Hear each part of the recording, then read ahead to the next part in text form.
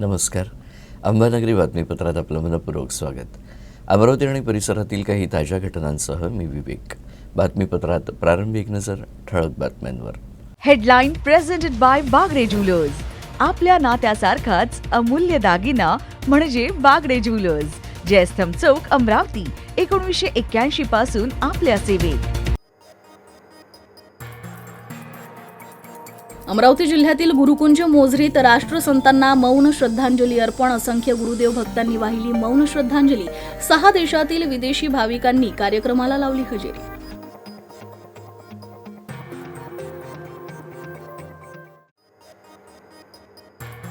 जरांगे पाटलांच्या उपोषण मागे घेण्याच्या निर्णयामुळे एसटी महामंडळात आनंदाची लाट. अमरावती विभागातून मराठवाड्याकडे जाणाऱ्या सर्व बस सेवा शुक्रवारी पहाटेपासून पूर्ववत. आणि आता कारागृहातील कैद्यांना स्मार्टफोनची सुविधा मिळणार. नातेवाईक, आप्त अथवा मित्रांसोबत थेट संवाद करण्याची सुविधा. सध्या पुणे येथील येरवडा मध्यवर्ती कारागृहात ही सुविधा प्रायोगिक तत्वावर कार्यान्वित.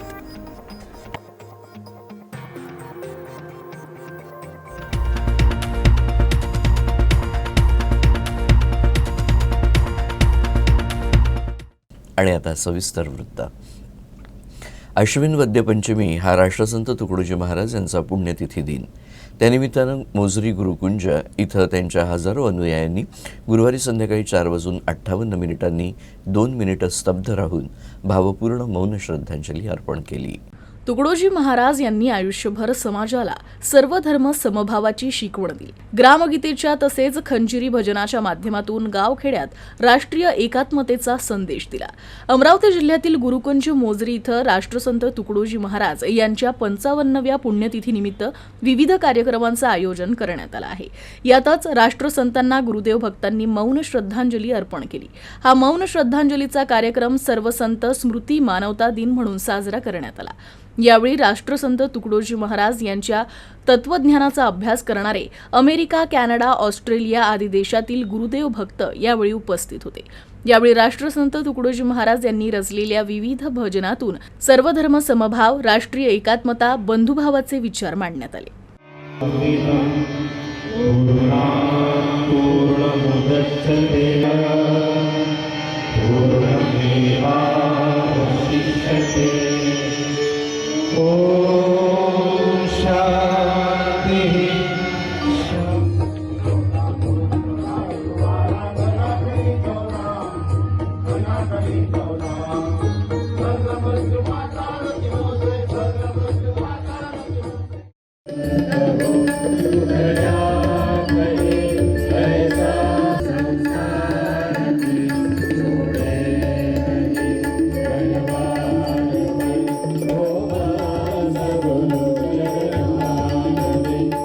रोजच्या रोज मोठा आर्थिक फटका बसत असल्यानं पुन्हा संकटात आलेल्या राज्य परिवहन महामंडळात गुरुवारी संध्याकाळी अचानक उत्साहाची लाट पसरली. मनोज जरांगे पाटील यांनी आपलं उपोषण मागे घेतल्याचं जाहीर करताच एसटीच्या अधिकाऱ्यांनी लगबगीनं आपापल्या जिल्ह्यातील बस वाहतूक शुक्रवार सकाळपासून पूर्ववत करण्याचे कनिष्ठ अधिकाऱ्यांना निर्देश दिले. मराठा आरक्षणाच्या मुद्द्यावरून मनोज जरांगे पाटील यांनी उपोषण सुरू केलं आणि राज्यातील विविध भागात आंदोलनाचे पडसाद उमटले. ठिकठिकाणी तोडफोड, जाळपोळीच्या घटना घडल्यानं आंदोलन चिघळलं. या आंदोलनाचा सर्वात मोठा फटका एसटी महामंडळाला बसला. 100च्या वर बसेसची तोडफोड, जाळपोळ करण्यात आली. राज्यातील अनेक आगारातून विविध मार्गावर विशेषतः मराठवाड्यात धावणाऱ्या एसटी बसेसची सेवा बंद झाली. परिणामी एसटी महामंडळाला रोज कोट्यावधींचा फटका बसू लागला. आधी कोरोना आणि त्यानंतर कर्मचाऱ्यांच्या आंदोलनामुळे एसटी महामंडळ पुरते रडकुंडीला आले होते. आंदोलनाच्या धास्तीमुळे चाकी फिरणे बंद झाल्यानं महामंडळात कमालीची अस्वस्थता निर्माण झाली होती. तसेच मोठा आर्थिक फटका बसत असल्यानं एसटी महामंडळाचा डोलारा कसा सांभाळायचा, कर्मचाऱ्यांचे पगार आणि एसटीचा इतर खर्च कसा करायचा असे प्रश्न महामंडळाच्या पदाधिकाऱ्यांसह अधिकाऱ्यांना सतावत होते. अमरावती आगारातून सकाळपासून मराठवाड्याकडे जाणाऱ्या सर्व बसेस पूर्ववत सुरू करण्यात आल्या आहे. राज्यातील कारागृहात बंदिस्त असलेल्या कैद्यांना आता कारागृहातून नातेवाईक, आप्त किंवा मित्रांसोबत थेट स्मार्टफोननं संवाद साधता येणार आहे. गृह विभागानं गुरुवारी याबाबतच्या निर्णयाला मान्यता दिली असून सर्वच कारागृहांमध्ये बंदीजनांना स्मार्ट कार्ड फोन सुविधा उपलब्ध होणार आहे. पुणे येथील येरवाडा मध्यवर्ती कारागृहातील कैद्यांकरिता स्मार्ट कार्ड फोन सुविधा प्रायोगिक तत्वावर कार्यान्वित करण्यात आली असून अशा प्रकारे स्मार्ट कार्ड फोन सुविधा इतर सर्व कारागृहातील कैद्यांकरिता राबविण्यासाठी शासन निर्णयान्वये मान्यता देण्यात आली आहे. तामिळनाडू येथील ॲलन ग्रुपनं राज्याच्या कारागृहातील कैद्यांकरिता स्मार्ट कार्ड फोन सुविधा सुरू करण्याची परवानगी मागितली होती. गृह विभागाकडे तसा प्रस्ताव सादर केला होता. पुणे येथील कारागृह प्रशासनाचे अप्पर पोलीस महासंचालक तथा महानिरीक्षक यांनी अभिप्राय सादर करण्याचे कळवले होते. त्यानुसार कारागृह उपमहानिरीक्षकांनी ॲलन ग्रुप यांच्याकडील स्मार्ट कार्ड फोन सुविधा प्रस्तावास सहमती देऊन ती राबवण्यास हरकत नसल्याचं अभिप्राय दिले. पहिल्या टप्प्यात येरवडा मध्यवर्ती कारागृहात स्मार्ट कार्ड फोन सुविधा प्रायोगिक तत्वावर सुरू करण्यात आली आहे. लवकरच ही सेवा अमरावती, नागपूर, पुणे, नाशिक या कारागृहात सुरू होणार आहे. या निर्णयामुळे बंदीजन हे कारागृहात मोबाईल नेण्याचा चोरी चुपके मार्ग थांबवतील असं स्पष्ट होत आहे. महाराष्ट्रात देशाचे पहिले उपपंतप्रधान तसंच केंद्रीय गृहमंत्री सरदार वल्लभभाई पटेल यांच्या 31 ऑक्टोबर या जन्मदिवसानिमित्त दक्षता जनजागृती सप्ताहाचं आयोजन करण्यात येतं. यंदाही अमरावती जिल्ह्यात दिनांक 30 ऑक्टोबर ते 5 नोव्हेंबर या कालावधीत दक्षता जनजागृती सप्ताहाचं आयोजन करण्यात आलं आहे. गुरुवार दिनांक 2 नोव्हेंबर 2023ला विद्याभारती महाविद्यालयात लाचलुचपत प्रतिबंधक विभागाच्या वतीनं जनजागृती कार्यक्रमाचं आयोजन करण्यात आलं. लाच देणं आणि घेणं दंडनीय अपराध आहे. लाचखोरीला कंटाळला असाल तर 1064 या टोल फ्री क्रमांकावर तसेच 9930997700 या व्हॉट्सअप क्रमांकावर भ्रष्टाचारासंबंधी तक्रारदाराला तक्रार नोंदवावी लागणार आहे. यासोबतच सध्याच्या परिस्थितीत आणि डिजिटल युगात acbmaharashtra.government.in तसेच acbwebmail@mahapolice.government.in यासोबतच www.facebook.com/maharashtraacb तथा www.acbmaharashtra.net तसेच @acbmaharashtra यावर भ्रष्टाचार निर्मूलनाकरिता तक्रारदार उपरक्तो मोबाईल ॲप तसेच साईटवर आपले नाव नोंदवू शकतो. यासोबतच ऑडिओ व्हिडिओ अपलोड करू शकतो. याप्रसंगी लाचलुचपत प्रतिबंधक विभाग अमरावतीच्या अधिकाऱ्यांनी यावेळी उपस्थितांना बहुमूल्य मार्गदर्शन केलं. स्वतःच्या पदाचे आणि अधिकाराचा दुरुपयोग करून स्वतःचा आर्थिक लाभ करून घेण्याकरिता शासनाचे आर्थिक नुकसान लोकसेवकांना केले असेल तर सर्वसामान्य नागरिकांनी निर्भीडपणे समोर येऊन आपली तक्रार नोंदविणं गरजेचं आहे. आदी बाबींना घेऊन या दरम्यान या जनजागृतीपर एकदिवसीय कार्यक्रमात लाचलुचपत प्रतिबंधक विभाग अमरावती परिक्षेत्र अमरावती पोलीस उपअधीक्षक मिलिंद कुमार बहाकार यांनी महाविद्यालयीन विद्यार्थ्यांना बहुमूल्य मार्गदर्शन केलं. भ्रष्टाचाराला नाही म्हणा, राष्ट्रासाठी वचनबद्ध रहा या घोषवाक्याला घेऊन यावर्षी आपले लोहपुरुष सरदार वल्लभभाई पटेल यांच्या जयंतीनिमित्त हा जो आठवडा आहे 30 नोव्हेंबर ते 30 ऑक्टोबर ते 5 नोव्हेंबरपर्यंत आम्ही जनजागृती सप्ताह राबवत आहोत. आज आम्ही विद्याभारती येथे आलेलो आहोत. इथे विद्यार्थ्यांची खूप सुंदर पद्धतीने कार्यशाळा घेतलेली आहे. भरपूर मोठ्या प्रमाणामध्ये विद्यार्थी येथे हजर होते. त्यांनी आम्ही केलेल्या मार्गदर्शनाचा निश्चित लाभ घेतला. त्यांच्यामध्ये असणाऱ्या शंकांचा आम्ही निरसन केलं. येथील प्राचार्य यांचे आम्ही धन्यवाद देतो की त्यांनी इतक्या सुंदर पद्धतीने कार्यक्रम राबवला. आणि परत एकदा मी नागरिकांना असे आवाहन करते की लाचलुचपत प्रतिबंधक विभाग अमरावती घटक येथे आपण नक्की संपर्क साधावा. आपली कुठलीही तक्रार असली लाचेसंदर्भात त्याविषयी नक्की कारवाई केली जाईल. जय हिंद. गोमातेला राष्ट्रमाता घोषित करा असं आवाहन हिंदुत्व संघटनांतर्फे शासनाला करण्यात आलं आहे. या अंतर्गत अमरावती जिल्ह्यातील डवरगाव इथं माधवदासजी महाराज यांच्या मार्गदर्शनात भव्य होम आयोजित करण्यात आला होता. आई तुळजाभवानी मातेचे पूजन करून प्रचार करण्याकरिता सुरुवात करण्यात आली. डवरगाव इथं 1008 महाकुंभ हवन मेळाव्याचं आयोजन 25 जानेवारी ते 10 फेब्रुवारी पर्यंत करण्यात आला आहे. यात गोमाता या महाकुंभमध्ये हजारो भक्तगण, हिंदू संघटना, बजरंग दल, साधू अनुयायी, आमदार, खासदार आणि अधिकारी उपस्थित राहणार आहे. या कुंभ मेळाव्याचे भव्य दिव्य असे आयोजन माधवदासजी महाराज, योगी अवघड पीर जगदंबनाथ आणि तपस्वी योगी अवघड पीर रामनाथजी यांच्या संयुक्त विद्यमानं आणि मार्गदर्शनाखाली आयोजित करण्यात आला आहे. यावेळी संजय पाटील उर्फ जगदंब महाराज यांनी यावेळी माहिती दिली. माधवदासजी महाराज घरात बरेचशा काही दिवसापासून गौरक्षण कार्यक्रम सांभाळतात. त्यांच्याकडे खूप गाई पण आहे आणि गेल्या काही वर्षापासून ते यांच्या मागेच आहे. आता त्यांच्या सांगण्यावरून, त्यांच्या एक कल्पनेवरून आपण 1008 कुंडी गौकुंभाचा महाराष्ट्रामध्ये नांदगाव MIDC येथे मोठा कार्यक्रम करणार आहे.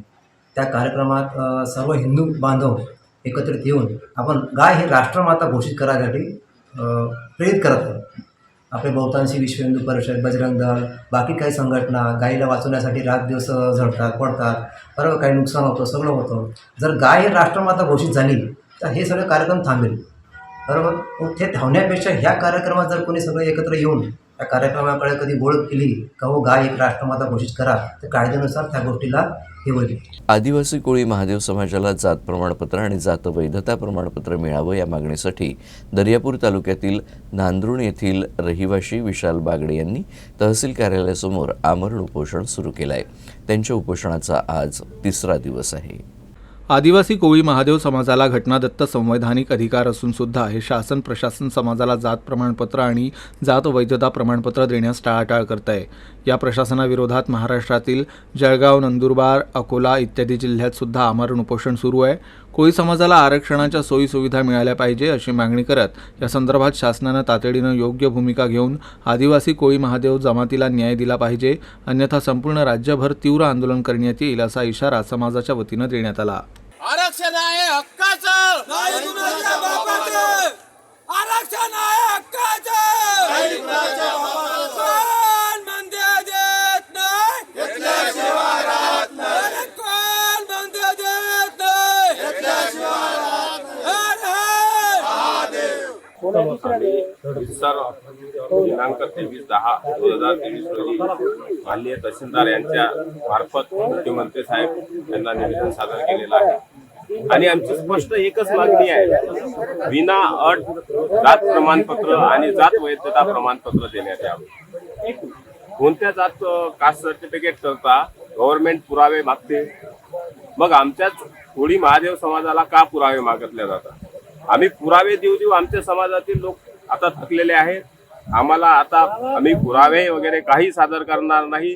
आम्हाला शासनाने विना अट जात प्रमाणपत्रे व वैधता प्रमाणपत्रे देण्यात यावी. राष्ट्रसंत तुकडोजी महाराज यांच्या पुण्यतिथी महोत्सवानिमित्त शुक्रवारी गुरुकुंज मोझरी इथून पालखी पदयात्रा काढण्यात आली. दरम्यान पालखी गावामध्ये दाखल होताच आमदार ॲडव्होकेट यशोमती ठाकूर यांनी पालखी आणि गुरुदेव भक्तांचं स्वागत केलं.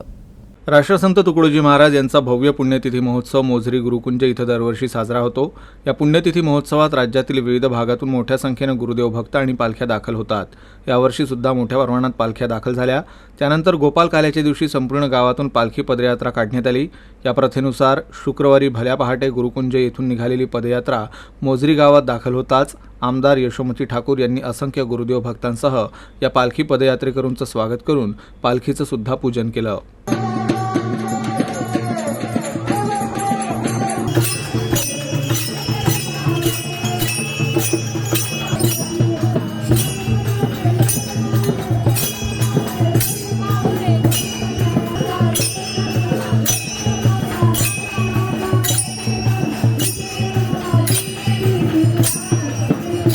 यानंतरच्या बातम्या थोड्याच वेळात. पापा, इतनी बारिश में बाहर कहाँ जा रहे हो? अरे बेटा, वो अपने यूसीएन का रिचार्ज करवाने जा रहा हूँ.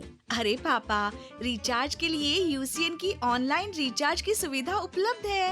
हाँ, क्या बात कर रही हो? हाँ पापा, आप फोन पे, गूगल पे, पेटीएम ऐसे किसी भी यूपीआई ऐप से ऑनलाइन रिचार्ज कर सकते हैं और आपके द्वारा किया गया पेमेंट आपके केबल सर्विस प्रोवाइडर तक इमीडिएट पहुंच जाएगा. और तो और भारत सरकार ने भी अब 5,000 से ज्यादा के पेमेंट को ऑनलाइन अनिवार्य कर दिया है. अब ऑनलाइन रिचार्ज से यूसीएन का हर पेमेंट होगा आसान और बेहतर. तो डिजिटल तकनीक चुने और हमें सहकार्य करें.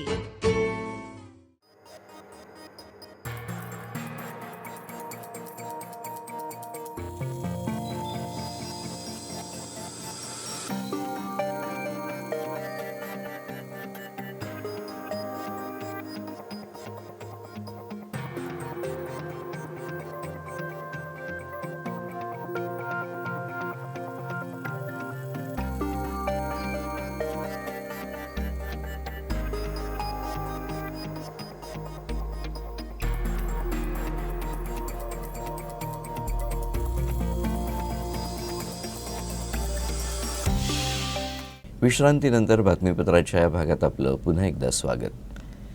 अकोला जिल्ह्यातील बाळापूर तालुक्यातील मानगी इथं एका भोंदूबाबानं खोटं भविष्य सांगून घरातील रोख रक्कम लंपास केल्याची घटना घडली. या भोंदूबाबाला पोलिसांनी अटक केली असून अशा बुवाबाजीपासून सावध राहण्याचं आवाहन पोलिसांनी केलं आहे. बाळापूर तालुक्यातील मानकी इथं गावामध्ये भविष्य सांगण्याकरिता महाराजांचा वेश घेऊन फिरणाऱ्या एका भोंदूबाबानं अनंता म्हैसने गजानन म्हैसने यांच्या घरी खोटे भविष्य सांगून घरातील रोख रक्कम लंपास केल्याची घटना घडली आहे. पत्नीनं भोंदूबाबाच्या सांगण्यावरून कपाटातील 40,000ची रक्कम भोंदू महाराजांच्या हाती दिली. भोंदूबाबानं बाईला 11 तांदूळ मोजून आणण्यासाठी सांगितले आणि त्या पैशामधून 25,000 रक्कम चोरून नेल्याचं लक्षात येताच भोंदूबाबाला गावातीलच व्यक्तींनी पकडलं. बाळापूर पोलीस ठाण्यामध्ये नेलं असता पोलिसांनी त्याची कसून चौकशी केली. भोंदूबाबानं गुन्ह्याची कबुली दिली असून 25,000 रुपये परत केले. त्यामुळे त्याच्यावर कुठलाही गुन्हा दाखल करण्यात आला नसल्याचं सांगण्यात येत आहे. मराठवाड्यात मराठा आंदोलनाचं हिंसक वळण घेतल्यानं एसटी बस जाळपोळ आणि तोडफोडीच्या घटना घडल्या होत्या. त्यामुळे गेल्या 3 दिवसात जिल्ह्यातून धावणाऱ्या जवळपास 150 पेक्षा जास्त बस फेऱ्या रद्द करण्यात आल्या. बुलढाणा जिल्ह्यातून जालना, छत्रपती संभाजीनगर, पुणे या मार्गावरील एसटी बसेस गेल्या 3 दिवसांपासून बंद होत्या. मराठा समाजाला आरक्षण देण्याच्या मागणीसाठी सुरू असलेल्या आंदोलनानं एसटी महामंडळाच्या बस फेऱ्यांनाही ब्रेक लागला होता. या आंदोलनाच्या पार्श्वभूमीवर गेल्या 3 दिवसात जिल्ह्यातून धावणाऱ्या लांब पल्ल्याच्या जवळपास 150 पेक्षा जास्त बस फेऱ्या रद्द करण्यात आल्या आहे. त्यामुळे एसटी बसचं लाखो रुपयांचं नुकसान झालं आहे. मराठा समाजाला आरक्षण देण्यासाठी मनोज जरांगे पाटील हे अंतरवाली सराटी गावात उपोषण करत होते. त्यांच्या समर्थनात राज्यभरात मराठा समाज बांधव हे आंदोलन करत आहे. अशातच आंदोलनाची तीव्रता लक्षात घेता एसटी महामंडळानं सुद्धा सावधगिरीची भूमिका घेत अनेक बस फेऱ्या रद्द केल्या होत्या. एसटी महामंडळाच्या बुलढाणा विभागाअंतर्गत येणाऱ्या बुलढाणा, चिखली, खामगाव, मेहकर, मलकापूर, जळगाव, जामोद, शेगाव या 7ही आगारातून मराठवाड्याला जाणाऱ्या बसेस रद्द करण्यात आल्या होत्या. बुलढाणा जिल्ह्याच्या मेहकर तालुक्यातील मोहना खुर्द इथं ऑल इंडिया पॅन्थर सेनेनं आपल्या विविध मागण्यांसाठी 4 दिवसांपासून उपोषण पुकारलंय. मात्र प्रशासनानं अद्यापही आंदोलनाची दखल घेतली नसल्यानं आंदोलन अधिक तीव्र करण्याचा इशारा देण्यात आला आहे. बुलढाणा जिल्ह्यातील मेहकर तालुक्यातील मोहना खुर्द येथील डॉक्टर बाबासाहेब आंबेडकर यांच्या पुतळ्याच्या जागेवर 8 देण्यात यावा, परिसरात पसरलेल्या घाणीचं साम्राज्य दूर करण्यात यावं यासह इतर मागण्यांसाठी गेल्या 4 दिवसांपासून ऑल इंडिया पॅन्थर सेनेचे तालुकाध्यक्ष पंकज वाघ यांच्यासह 6 जणांनी गावातच उपोषण सुरू केलं आहे. मात्र अजूनही त्यांच्या या उपोषणाची प्रशासनानं दखल घेतली नसल्यानं तीव्र स्वरूपाच्या आंदोलनाचा इशारा यावेळी देण्यात आला. आम्ही मोहना खुर्द, तालुका मेहकर, जिल्हा बुलढाणा येथे 30 तारखेपासून उपोषणाला बसलेलो असता आज उपोषणाचा 4था दिवस असून सुद्धा प्रशासनाने कुठलीही प्रकारची दखल घेतलेली नाही. आमचे साधे विषय असून सुद्धा आमचा विषय आहे, आम्हाला महामानव डॉक्टर बाबासाहेब आंबेडकर जो पुतळा मोहना खुर्द येथे 20 वर्षापासून अस्तित्वात आहे त्या ठिकाणची 8 देण्यात यावी व जो पुतळा आहे तो हस्तांतरित आम्हाला दुसऱ्या जागेत करायचा आहे त्या जागेची 8 देण्यात यावी. हे साधे विषय असून सुद्धा प्रशासनाने याच्याकडे दुर्लक्ष केलेले आहे. तरी प्रशासनाने गांभीर्य घ्यावे व उपोषणकर्ते आम्ही 6 जण इथे बसलेलो आहे.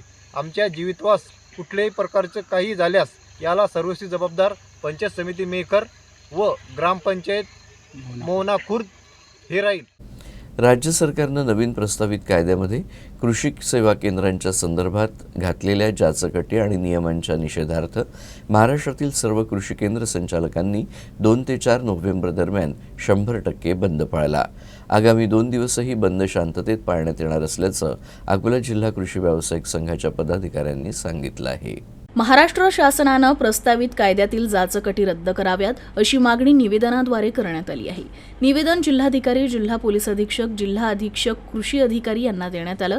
बोगस खतं आणि बियाणांपासून नियंत्रण आणण्यासाठी राज्य सरकारनं प्रस्तावित केलेल्या विधेयकाला विरोध करण्यासाठी महाराष्ट्रातील सर्व कृषी सेवा केंद्रे 2 ते 4 नोव्हेंबर दरम्यान बंद ठेवण्याचा निर्णय संघटनेनं घेतला आहे. त्याला पहिले 2 दिवस उत्स्फूर्त प्रतिसाद मिळाला.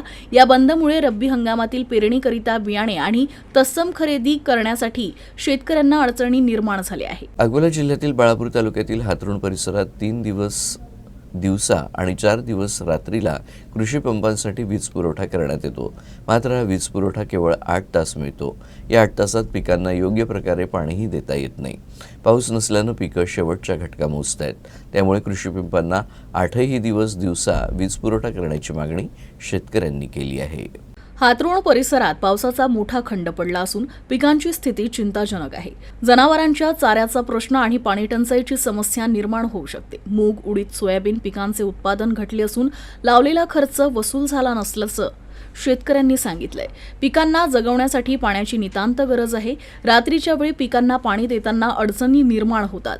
शासनानं कृषी पंपांना दिवसा वीज पुरवठा देण्याची मागणी शेतकऱ्यांनी केली आहे. शेवटी पुन्हा एकदा ठळक बातम्या. Headline presented by Bagade jewellers. आपल्या नात्यासारखाच अमूल्य दागिना म्हणजे बागडे ज्वेलर्स. जयस्तंभ चौक, अमरावती. 1981 पासून आपल्या सेवेत. अमरावती जिल्ह्यातील गुरुकुंज मोझरीत राष्ट्रसंतांना मौन श्रद्धांजली अर्पण. असंख्य गुरुदेव भक्तांनी वाहिली मौन श्रद्धांजली. 6 देशातील विदेशी भाविकांनी कार्यक्रमाला लावली हजेरी.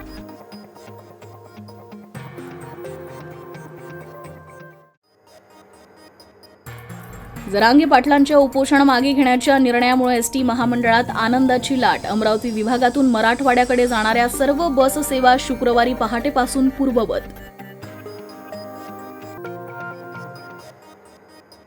आणि आता कारागृहातील कैद्यांना स्मार्टफोनची सुविधा मिळणार. नातेवाईक, आप्त अथवा मित्रांसोबत थेट संवाद करण्याची सुविधा. सध्या पुणे येथील येरवडा मध्यवर्ती कारागृहात ही सुविधा प्रायोगिक तत्वावर कार्यान्वित.